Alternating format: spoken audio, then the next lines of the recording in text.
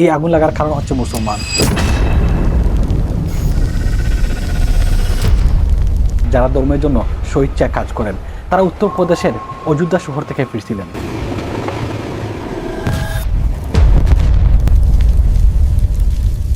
7 बजे तक का डिलीवरी होगी, 7 बजे उसका रेप हो रहा है। 2002 সাল 27শে ফেব্রুয়ারি ভারতের গুজরাট রাজ্যে একটি ট্রেনের মধ্যে অগ্নিকাণ্ড ঘটে। এই অগ্নিকাণ্ডে প্রায় 59 জন হিন্দু তীর্থযাত্রী মারা যান। এর পরবর্তী গোটা ভারত সহ গুজরাটের মধ্যে যে পরিস্থিতি সৃষ্টি হয়েছিল তা ছিল অবর্ণনীয়। এই ট্রেনের যাত্রীরা ছিলেন মূলত হিন্দু কারসেবক অর্থাৎ ধর্মীয় স্বেচ্ছাসেবক, যারা ধর্মের জন্য স্বেচ্ছায় কাজ করেন। তারা উত্তরপ্রদেশের অযোধ্যা শহর থেকে ফিরছিলেন। অযোধ্যা শহরে বাবরি মসজিদ রাম মন্দিরে যে আন্দোলন করা হয়েছিল, সেই আন্দোলনে যোগদান করার জন্য তারা মূলত গুজরাট থেকে অযোধ্যা শহরে গিয়েছিলেন। অনুষ্ঠান শেষ করে তারা সাবরমতী এক্সপ্রেস করে গুজরাটে ফিরছিলেন। যাত্রাপথে ট্রেনে আগুন লেগে প্রায় 59 জন তীর্থযাত্রী মারা যান। পরদিন গোটা গুজরাট জুড়ে শুরু হয় সাম্প্রদায়িক সহিংসতা। হিন্দু সন্ত্রাসী জঙ্গি সংগঠনগুলো মুসলমানদেরকে টার্গেট করে হত্যা করার চেষ্টা করে। শুরু হয় প্রতিশোধের নামে মুসলমানদেরকে হত্যা, দর্শন এবং লুটপাট করা হয় তাদের ঘরবাড়ি। অনেক মুসলমানরা তাদের ঘরবাড়ি হারান, মসজিদ ভাঙা হয়, অনেকেই বাস্তুচ্যুত হন। হাজার হাজার মানুষ তারা স্থান পরিবর্তন করেন। সেই নির্যাতন এবং হত্যাযজ্ঞগুলো ঠিক এতটাই ভয়াবহ ছিল যে আপনি কখনো কল্পনা করতে পারবেন না। একজন হিন্দু সন্ত্রাসী যিনি কিনা এই হত্যাযজ্ঞে অংশগ্রহণ করেছিলেন, তার মুখের ভাষ্য মতে শুনে আসি কি রূপ ছিল সেই বর্ণনা। जो 20-25 साल से हमारी नजरों में जो लोग थे उनको चुन चुन के मारा। এই হত্যাযজ্ঞের ভয়াবহতাকে আমি কয়েকটি ভাগে আপনাদের কাছে তুলে ধরার চেষ্টা করব। প্রথমত হচ্ছে সহিংসতার প্রথম কয়েকদিন মুসলিম কমিউনিটি লক্ষ্যবস্তুতে পরিণত হয় এবং 191টি শহর এবং 393টি গ্রাম ক্ষতিগ্রস্ত হয়। বহু নারী কিশোরী গণধর্ষণ এবং নির্মম শারীরিক নির্যাতনের শিকার হন। অনেককে বাড়ির মধ্যে আটকে পুড়িয়ে মারা হয়। এই সহিংসতার গোপন এবং ভীষণ কাহিনী মানবাধিকার সংগঠন হিউম্যান রাইটস ওয়াচ রিপোর্টে বর্ণিত হয়েছে। সরকারি হিসাবে দেখানো হয়েছে এই দাঙ্গায় মৃত্যুবরণ করেছেন প্রায় 1000-এর মতো, যার মধ্যে বেশিরভাগই মুসলমান। কিন্তু স্বাধীন হিসাবে এই সংখ্যা অনেক বেশি, তা প্রায় 1200 থেকে 2500-র মতো। এবং এই স্বাধীন হিসাবে বলা হয়েছে হাজার হাজার মানুষ গৃহহীন হয়েছেন, প্রায় 1 লাখেরও বেশি মানুষ যারা কিনা পালাতে বাধ্য হয়েছেন। সহিংসতার সময় গুজরাটের রাজনৈতিক এবং প্রশাসনিক অধিকারীদের তীব্র সমালোচনা হয়েছিল।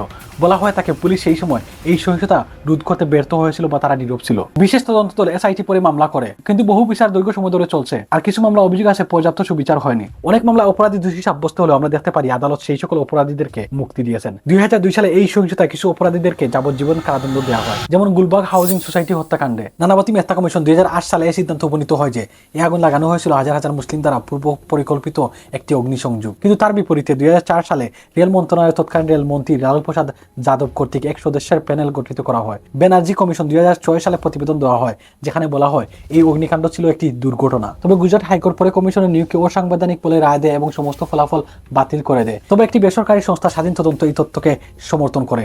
এই আগুন লাগা ছিল সম্পূর্ণ একটি দুর্ঘটনা বলে তারা সমর্থন করেন। তবে অগ্নিকাণ্ডের এই দাবি সম্পর্কে পণ্ডিতরা এখনো সন্দেহ পোষণ করছেন। এই আগুন লাগার কারণ হচ্ছে মুসলমান এবং বাস্তবিক করতে অনেক স্বাধীন তদন্ত বলছে এটি হচ্ছে একটি দুর্ঘটনা। তবে 2011 সালে ফেব্রুয়ারিতে ট্রায়াল ট্রেন পুরানো ঘটনায় 31 জন মুসলিমকে দোষী সাব্যস্ত করে প্রমাণ হিসাবে নানাবতী মেহতা কমিশনের রিপোর্টের উপর নির্ভর করে। তার পরবর্তী 2017 সালের অক্টোবরে গুজরাট হাইকোর্ট দোষী সাব্যস্তদের শাস্তি বহাল রাখে। খালি চোখে যখন আপনি এটি দেখবেন তখন আপনার মনে অবশ্যই প্রশ্ন জাগবে এটি হচ্ছে মুসলমান দ্বারা গঠিত একটি অগ্নিসংযোগ, যার দ্বারা হিন্দুদেরকে পুড়িয়ে মারা হয়েছে। যেহেতু মুসলমান এবং হিন্দুদের মধ্যে বাবরি মসজিদ এবং রাম মন্দির নিয়ে একটি বিভেদ চলছে, সুতরাং এ ধরনের আগুন শুধুমাত্র মুসলমানরাই দিতে পারে।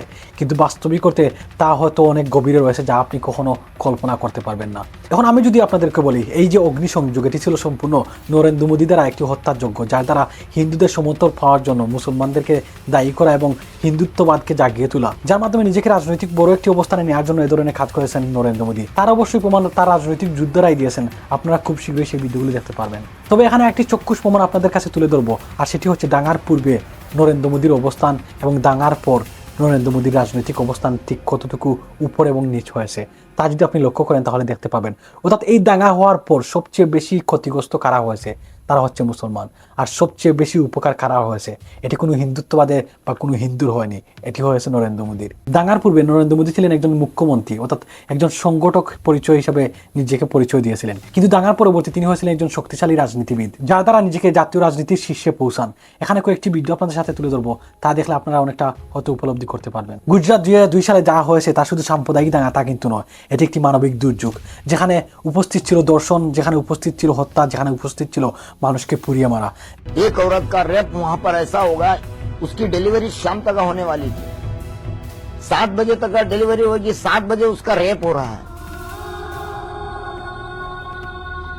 7 बजे डिलीवरी हो रही है, 7 बजे उसका रेप हो रहा है। जब उसका पेट चीरकर बच्चा जिंदा निकालकर तलवार से 2 टुकड़े कर रहे हैं वो लोग, और जिंदा बच्चा निकला।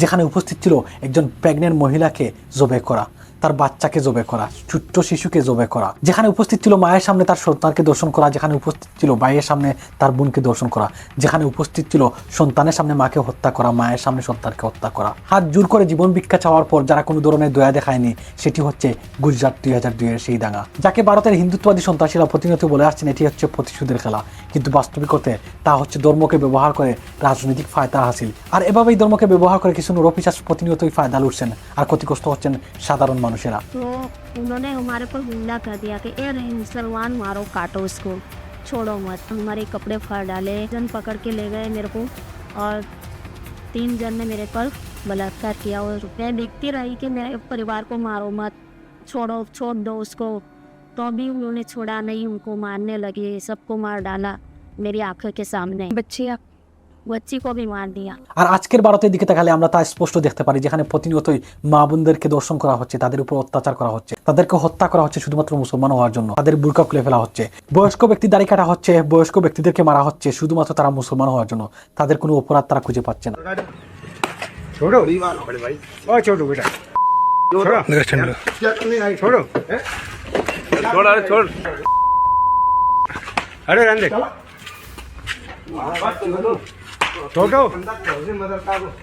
তাদের অপরাধ হচ্ছে তারা কিসের জন্য মুসলমান, তারা কিসের জন্য ভারতের মধ্যে বসবাস করছেন। মুসলমান নারী, মুসলমান পুরুষ, মুসলমান শিশু, মুসলমান কিশোর প্রত্যেকের উপর ঝাঁপিয়ে পড়ছে ভারতের হিন্দুত্ববাদী সন্ত্রাসী সংগঠনের সদস্যরা।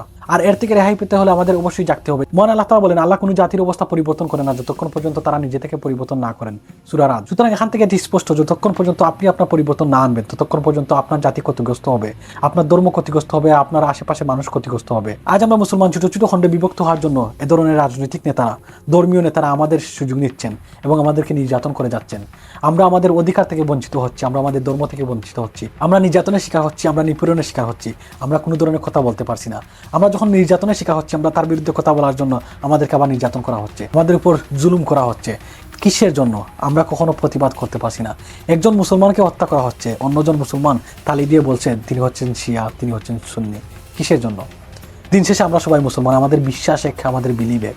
আমরা এখান থেকে একজন আরেকজনকে সাপোর্ট করার প্রয়োজন ছিল, আমরা একজন আরেকজনকে সহযোগিতা করার প্রয়োজন ছিল, কিন্তু আমরা তা না করে আমরা বরং ইহুদি নাসারাদেরকে প্রতিনিয়তই সাহায্য করে যাচ্ছি। আর যার সুযোগ নিচ্ছেন এ ধরনের ভিন্ন ধর্মের সন্ত্রাসীরা, যারা প্রতিনিয়তই আমাদের উপর ঝাঁপিয়ে পড়ছেন। কি পরিমাণ হিংসা, কি পরিমাণ বিদ্বেষ তাদের মধ্যে জমা থাকলে একজন মানুষ নামাজ পড়ার জন্য তার উপর অত্যাচার করা হয়, একজন মুসলমান জয় শ্রীরাম না বলার জন্য তার উপর অত্যাচার করা হয়, তাকে হত্যা করা হয়, তাকে নির্যাতনের শিকার করা হয়।